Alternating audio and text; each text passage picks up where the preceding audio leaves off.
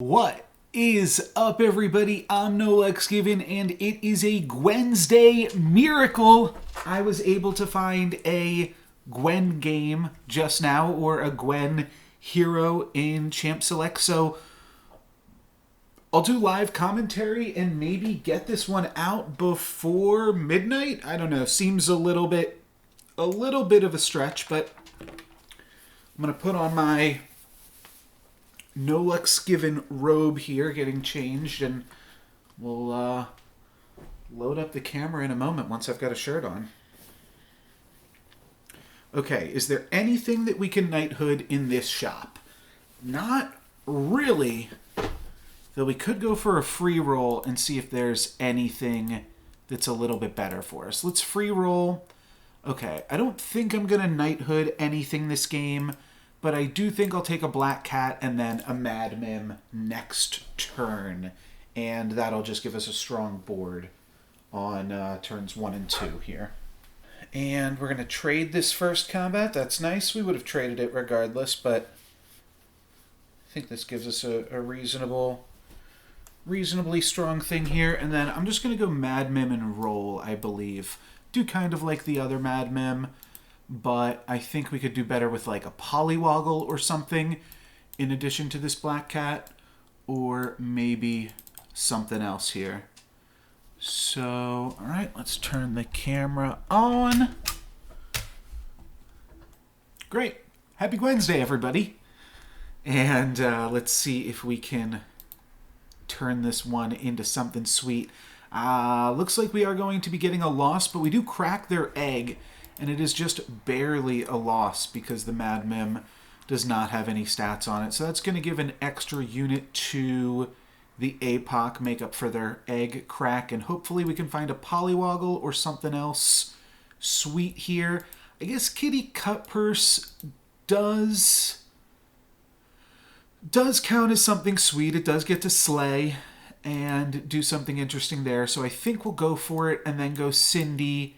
And the question is, do we still Knighthood this Kitty Cutpurse? I think no. It would give us 1 extra gold going into 3.0, but I think this Knighthood at this stage of the game is going to be worth so much more than just 3 gold. We can basically use it as 6 gold to upgrade a tier 3 unit, so maybe we'll find something sweet to do with it. Not exactly sure what we're looking for, and looks like we're going to be losing another combat, unfortunately, but we're only taking 4. We're at 33. This is acceptable. This is an acceptable course of events right here, though unfortunately we also did not get the Slay, so we can't purchase 2 tier 3 units right now. One thing that we could do is we could Knighthood Vain-Pire, and I'm pretty sure we're grabbing a Vain-Pire here regardless. So Knighthooding Vain-Pire does have some interesting upsides to it, in that it's just a really strong unit right now, and honestly we're falling a little bit behind this game. Maybe this is one of those games where we can't hold on to the Knighthood until level 4, and we just have to Knighthood Vampire in order to stay alive right now. It gives us an 8/8 with pretty reasonable scaling. I'm just debating what my other pickup here is. I think I'm just going to take a Happy Little Tree. But we're going to backline the Vampire. Hopefully we can still get like potentially a Slay with Kitty Cutpurse. No, it doesn't look like that's going to be possible. But basically we're just hoping that the Vampire can slay a few times here, and does look like it could potentially, actually it's going to trade, but it's going to be enough to get us a win against this Vain-Pire, so I'll take it. And there's other ways that combat RNG could have worked out slightly better, where we didn't, where we actually won that and got more stats on the Vampire. But you see, we were 75% chance to win there, so pretty good all things considered. And now we got to figure out what the plan is. Don't really want to pursue Princess White. I think that's kind of a trap in this day and age. Don't mind Kidnap, though, and I also really don't mind the Wretched Mummy. Thing is, if we go Kidnap, Wretched Mummy, and roll, that is our full turn, so maybe we just go Wretched Mummy I have to think about that. Wretched Mummy roll. There's not really a better spell for us than Kidnap, though. So let's Kidnap and then roll and potentially lock on to something here. We see a kitty cut purse and a black cat.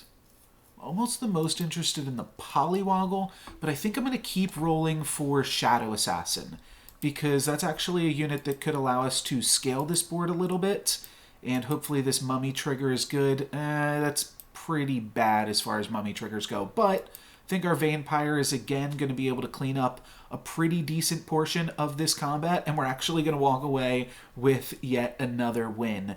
And all of this is just due to scaling the heck out of this Vain-Pire to start things off. So do we want another one?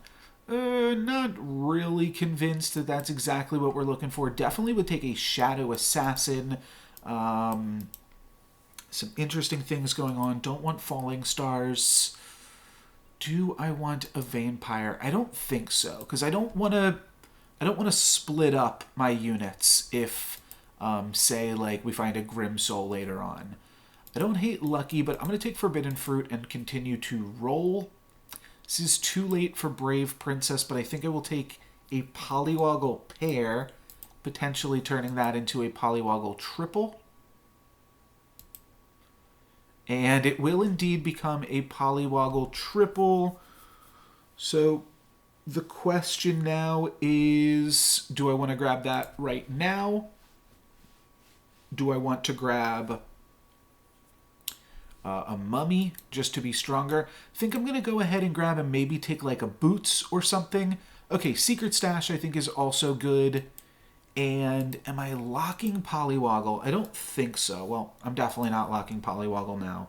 But that Kitty Cut Purse isn't really doing too much in the front line. But hey, maybe it'll do something for us eventually. And I'm also not planning on doing too much with the backline Polywoggle, but hopefully Vain-Pire can trade with my opponent's egg. It can't, unfortunately. Okay, so we're going to take 6 damage and gain 3, but honestly, 28 considering how low we started off, I think that we are in a pretty good spot right now. So I definitely want to try to pick up a Grim Soul right now. I really would have loved to pick up a Shadow Assassin at any point during this game. All right, there's the Grim Soul. Let's go like this. It's a little bit awkward because it's pretty likely to land on Polywoggle, but we'll figure that out at some point. Do want to cast a spell to activate Cindy, though I want it to be a meaningful spell. I could take Medusa plus Fireball. I actually kind of like that. That's a pretty powerful turn. Maybe we'll take the Fireball first, see where that gets us as far as treasures go. Probably just running Spinning Wheel. We could run Ring of Meteors, though that'll kill all of our frontline stuff. So let's just go Spinning Wheel. I think that's fine, and I'll grab a Medusa here as well. So kind of hoping that the Grim Soul lands on Polywoggle, though. If it lands on Vain-Pire and we just continue to have a huge unit from that point, I think that that's good. And honestly, Vain-Pire is a unit that I think is pretty good with Gwen, but it's not something that we've really explored in any of these Gwensday videos yet. So I'm happy to be able to do that. This Vain-Pire is going to farm the heck out of this opponent, and that's pretty typical. That is what we're going to see. And now Grim Soul is going to go on the Vain-Pire. Okay, but we said that's fine.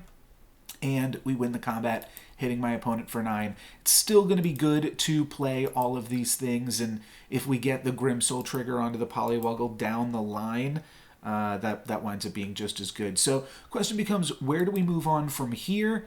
And there's definitely some options. Unfortunately, just not finding the Shadow Assassin definitely limits some of our potential power. We could go Sporko here. Sporko plus the Wretched Mummies is a little bit of an upgrade over Mad Mim, just kind of because it's a ranged unit too. I think I'm going to keep rolling, though, and seeing if we can find anything good. So XP would also be good, a little bit worse now. And I don't hate the idea of playing multiple Grim Souls either. The only thing awkward about playing multiple Grim Souls is we're not sure that we're going to stick with this Vain-Pire down the line, because this Polywoggle might move us into an even better direction. There's also somewhat of a case for rolling a little bit more, trying to find a True Love's Kiss. All right, here's a Shadow Assassin. Let's at the very least purchase this guy. And the mummies are looking really sad without the buff. Okay, cool. So this allows us to still play Shadow Assassin, get a slightly stronger board, putting in a monster book. Didn't wind up mattering, but could have wind up mattering. And the mummy's still going to get some nice hits in there. Polywoggle is going to turn into a Tweedle. And now we have to think, is Tweedle a unit that is worth pivoting for? And I'm not sure that it is. It's definitely going to be good for us this turn, winning us the combat. I think this is a unit that I'd like to True Love's Kiss, though. And we'll see what we can make happen. We're also looking for the Mummy triple. That's why I picked up the Mummy, because that can potentially get us Bad Moon. All right, there's our TLK. That's going to get us Doom Breath. So now I would really like to find Riverwash Mermaid and scale a Riverwash Doom Breath. Do like the Turkish, but we've got 3 more rolls this turn to hit Riverwash. 1, 2, 3. And there she is. So that's really great. Now we'll play this as a backline, sell Cindy, buy Riverwash, and now Doom Breath can just chonk my opponent here, and yeah, we can just start to really scale a Doom Breath, and at this stage of the game, that's going to be something that is really tough for a lot of our opponents to deal with, because you start to scale, like 2020 is going to be able to kill almost everything, and that's just going to really scale up and going to be able to stay on par with the rest of the lobby. So all of that's really good. I think that everything basically that we've been looking for has definitely paid out this game. Didn't find a bounty board. We found the spinning wheel, but the spinning wheel has been decently okay for us nonetheless. Does Doom Breath get in here, or is it getting Medusa'd? Okay, something else gets Medusa'd, but Doom Breath does get in and get its slay on. Then Vain-Pire gets to slay just a little bit as well. My opponent is going to be able to steal something with Southern Siren, so a little bit scary. Then the Doom Breath is going to trade with my units, and we just barely don't take out the APOC there. That's fine. APOC can be somebody else's problem. So here is the other thing I was getting to. Now that we kind of have a direction, I think I'm going to stay the course, but the other option with this Vain-Pire Knighthood play would have just been to pivot into trees. However, I do really like this as an overall direction for us. So I think this is where we are going to stay, but who knows. Basically, this means that I kind of want to roll for more Riverwashes and Baba Yagas to help support the front line. Though Bad Moon would also be great. We've got a few rolls to try to find a Bad Moon here. There is a Lancelot as well. Okay, well, we can sell the mummies and pick up this Lancelot potentially, and I'll definitely look at that as an option. Especially once we pick up Treasure Map, Lancelot starts looking real juicy. Yeah, we have to take Treasure Map. I'm going to sell both mummies, grab Lance, and then Candy Rain, and I think we could also consider just backlining Lance here, so that way Grimsoul can at the very least trigger on Lancelot, and I think that that is where I would like to be.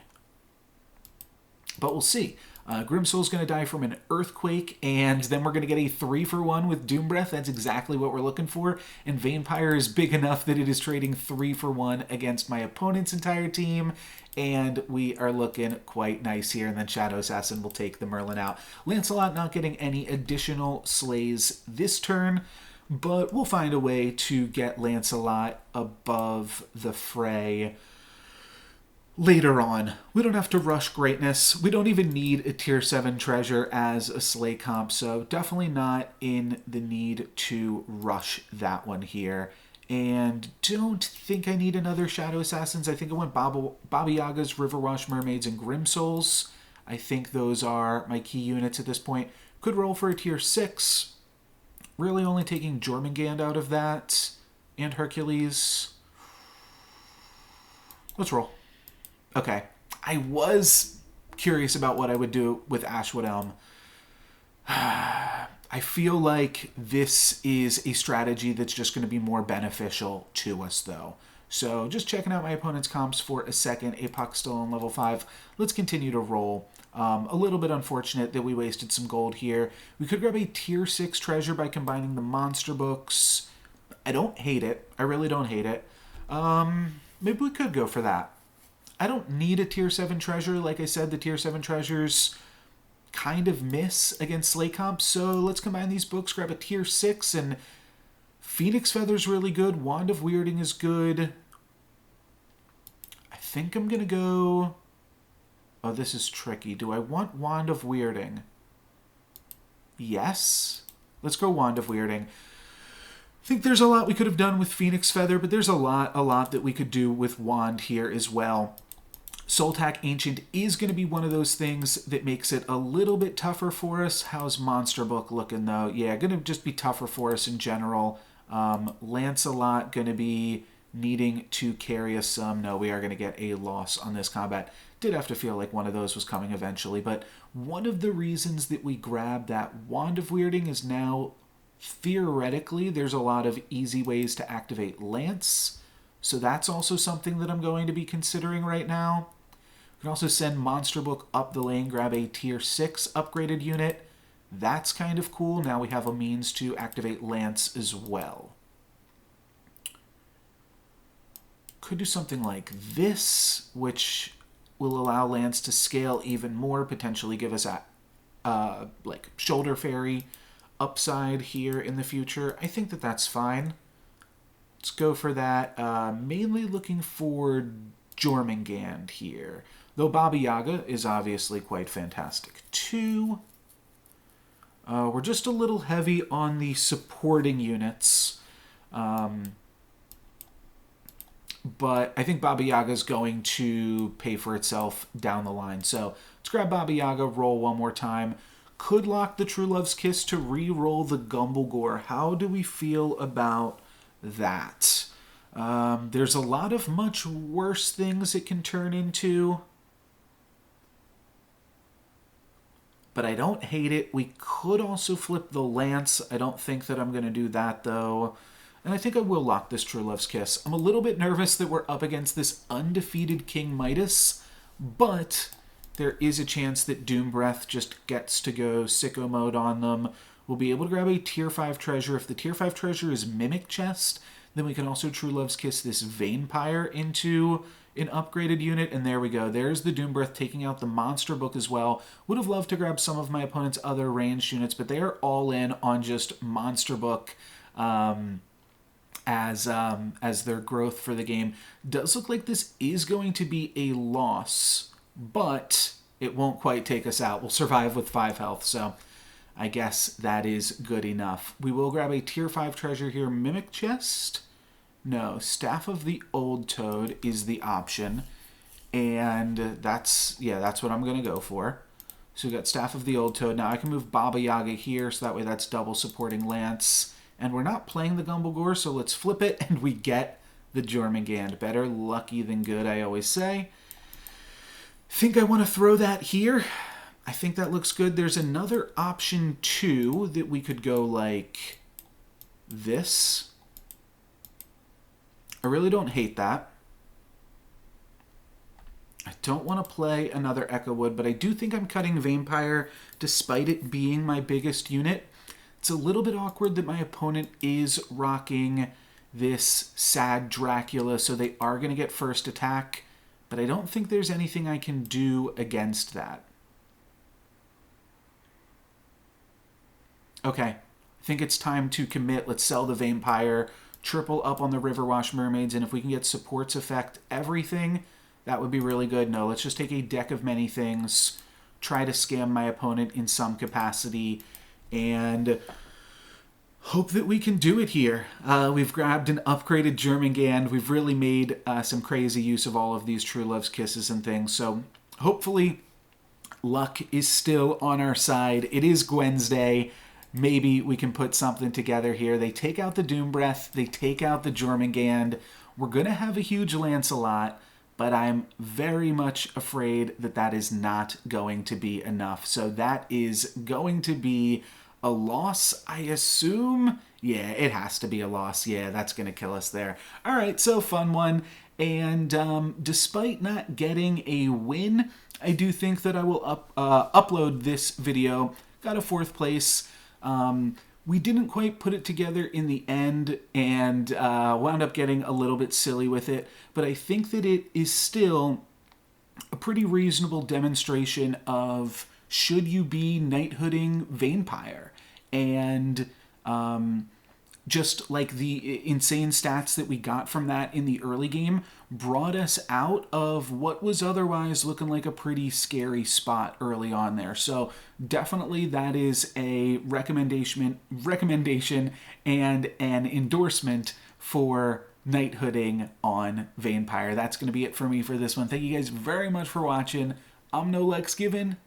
Peace.